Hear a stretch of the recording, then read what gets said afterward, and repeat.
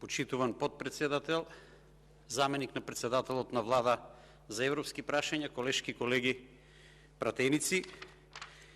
Дебатираме по однос на извештајот на Европската комисија за Република Македонија за 2022 година. Опфатениот период на обсервација е јуни месец 2021 и јули 2022 година. Според ова што го видов од компаративниот преглед за просечните оценки, 2022 оценка 1,61, а ланската година 2021 1,52, заклучокот се наметнува сам по себе, втор најлош резултат, односно втора најслаба оценка и на иста линија со размислувањето на граѓаните на Република Македонија дека дефинитивно државата оди во погрешен правец, а сега де факто и де јуре добивме потврда за изминатите 365 дена и од Европската комисија. И тоа на еден извештај од 145 страници. Ако последните неколку дена видовме што работат дел од министрите, граѓаните поставија прашање што работат останатиот дел од министрите, ништо не работат и затоа оценката е 1,61. Да одиме со ред. Работата на собранието, дефинирано дека е нарушена од политичката поларизација, што го одложи носењето на многу закони. Во овој дел, собранието дефинирано дека треба да е форум на конструктивен политички диалог. Потребно е правилно планирање и консултации за да се ограничи употребата на скратени постапки. 2021 година донесени се 213 закони, од кои 113 во редовна, а 81 во скратена постапка и 19 ратификации. Тоа е она што постојано го бараме, да се оди колку што е можно повеќе законите да се носат во редовна постапка и да се внимава посебно во делот на носењето на закони со европско знаменце. Во делот на надзорот на собранието врз работата на извршната власт, нотирано дека треба да се изведува поредовно, затоа што во една година само 7 седници биле резервирани за пратенички прашања. Потребни се решителни напори да се изгради моментум за реформи. Овие реформи, почитувани колешки и колеги пратеници, овој збор ние постојано го слушаме. Меѓутоа, никако да се почне со тие реформи кои ќе донесат подобар живот за граѓаните. Во делот на локалната самоуправа исклучително значајно е да се спомне дека Република Македонија, според извештајот на Европската Унија, треба да го финализира реформскиот процес.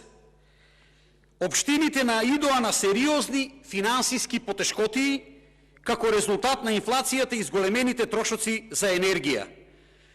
Поларизацијата меѓу општините, главно предводени од опозицијата, по локалните избори во 2021 од една страна и власта ги усложни преговорите за договор за мерки за решавање на ова прашање. Сето ова е нотирано во извештајот на Европската комисија. Општините овде се поделени во Република Македонија на ваши и наши, а резултатот на тоа е помагање на оние општини, несразмерно повеќе за оние општини кои што ги сметаме за блиски, нели, градоначалниците од редовите на Социјалдемократскиот сојуз, во однос на оние градоначалници кои што потекнуваат од редовите на ВМРО-ДПМНЕ. Резултат на таквата несразмерна помош е испорачана во коефициентот на раст на бруто домашниот производ од само 2,1 на годишно ниво.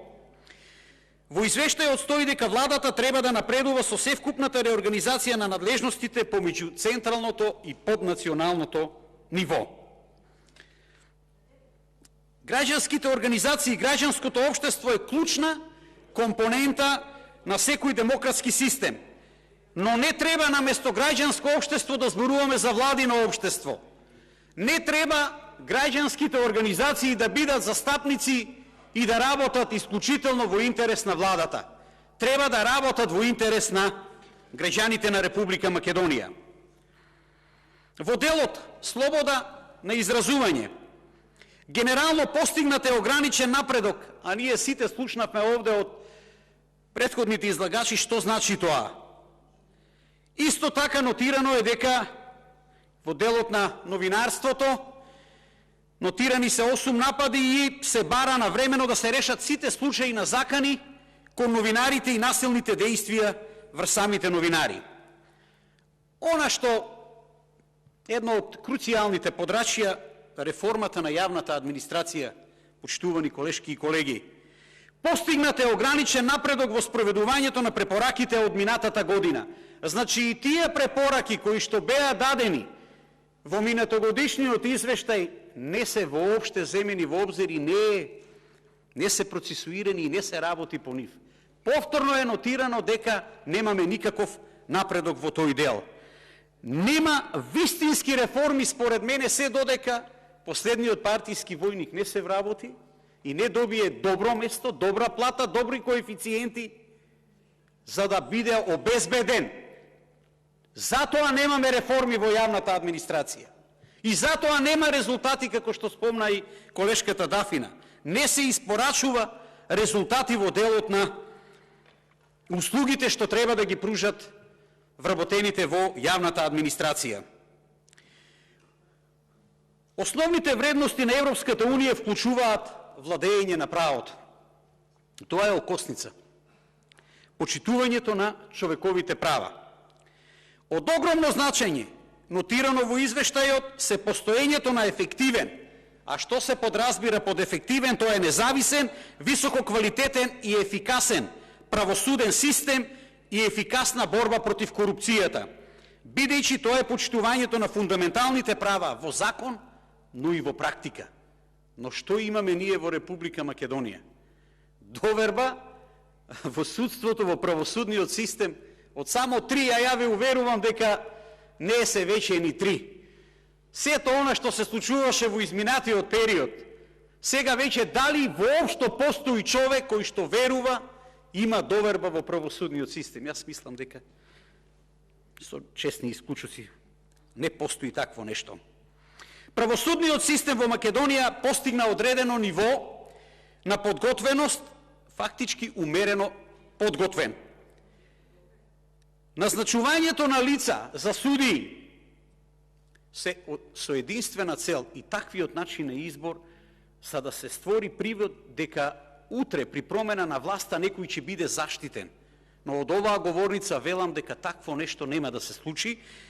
Никој не смее да биде ниту заштитен, ниту поштеден од она за што треба да одговара и што го направил во изминатите години додека бил на власт. Никој. Македонија има одредено ниво на подготвеност во борбата против организираниот криминал. За жал, овде е нотирано дека треба да се направи уште повеќе за да се подобри ефективноста на спроведувањето на законите во борбата против одредени форми на криминал, како што се перењето пари и финансискиот криминал.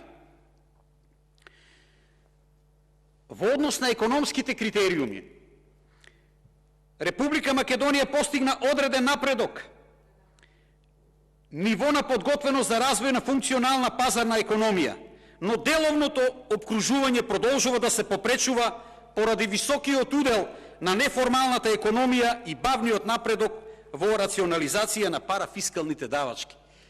За она што е наречено неформална економија многу пати сме зборувале. Според проценката на Меѓународниот монетарен фонд, 38% од бруто домашниот производ.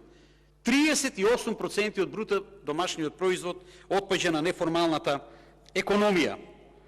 Исто така, процесот на процена и оптимизирање на списокот од 377 давачки на централно и локално ниво не напредува многу. Исто е тоа нотирано. Оние парафискални давачки и на централно и на локално ниво. На крајот, да завршам со една мисла на мојот пријател, господинот Бедри, за фронтот за Европа. Дали со лажење и со крадење се оди во Европа? Мојот дециден одговор е не. Ви благодарам.